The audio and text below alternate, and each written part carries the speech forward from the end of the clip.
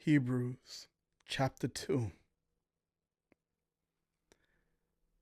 Therefore, we must pay much closer attention to what we have heard, lest we drift away from it.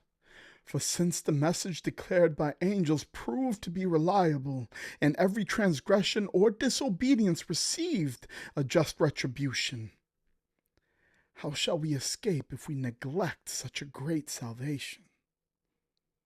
It was declared at first by the Lord, and it was attested to us by those who heard, while God also bore witness by signs and wonders and various miracles and by gifts of the Holy Spirit distributed according to his will.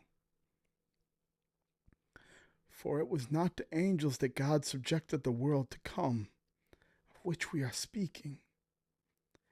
It has been testified somewhere, "What is man, that you are mindful of him, or the Son of Man, that you care for him? You made him for a little while lower than the angels. You have crowned him with glory and honor, putting everything in subjection under his feet." Now, in putting everything in subjection to him, he left nothing outside his control.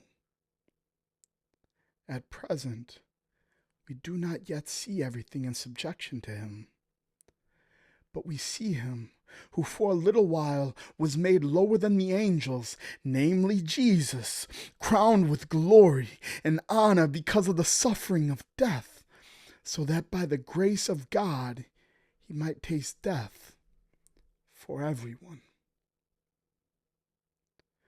For it was fitting that he, for whom and by whom all things exist, in bringing many sons to glory, should make the founder of their salvation perfect through suffering. For he who sanctifies and those who are sanctified all have one source.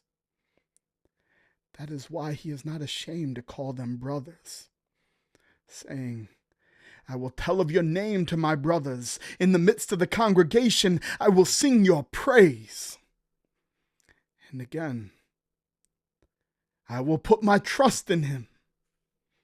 And again, "Behold, I and the children God has given me."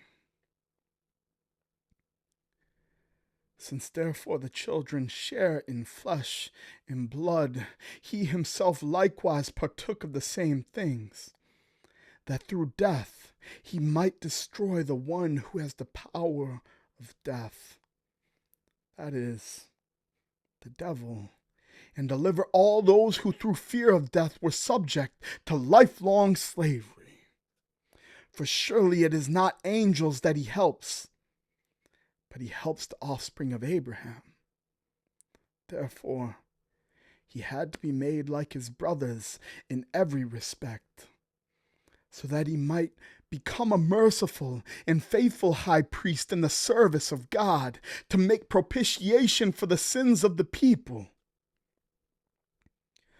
For because he himself has suffered when tempted, he is able to help those who are being tempted.